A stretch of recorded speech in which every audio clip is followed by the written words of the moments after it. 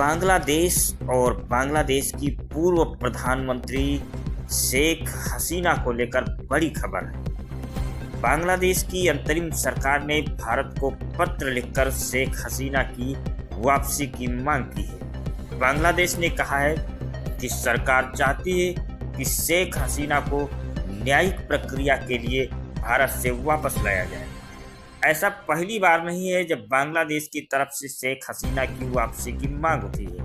हालांकि ये पहली बार है जब बांग्लादेश की तरफ से औपचारिक रूप से पत्र लिखकर प्रत्यर्पण की मांग की गई है।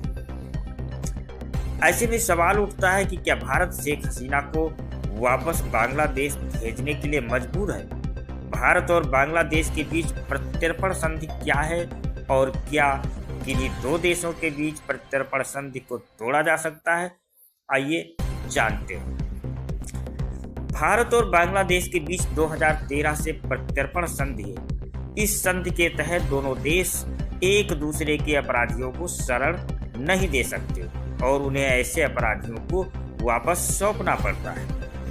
भारत बांग्लादेश के बीच हुई प्रत्यर्पण संधि कहती है कि अगर किसी व्यक्ति को किए गए अपराध के मामले में कम से कम 1 साल की सजा हुई है तो उसे प्रत्यर्पित किया जाएगा। संधि के अनुच्छेद 10(3) के तहत प्रत्यर्पण की मांग करने वाले देश को दूसरे देश के सामने अरेस्ट वारंट पेश करना होता है। इसके लिए आरोपों का साबित होना जरूरी नहीं है। हालांकि 2016 से पहले प्रत्यर्पण की मांग करने वाले देश को सबूत पेश करने होते थे, लेकिन प्रत्यर्पण प्रक्रिया को आसान बनाने के लिए इस नियम को खत्म कर दिया गया था।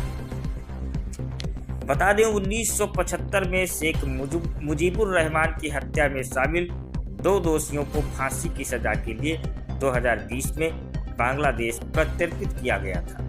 प्रतिबंधित United Liberation Front of Assam ULFA के महासचिव अनूप चेतिया का प्रत्यर्पण भी बांग्लादेश की तरफ से भारत को किया गया था।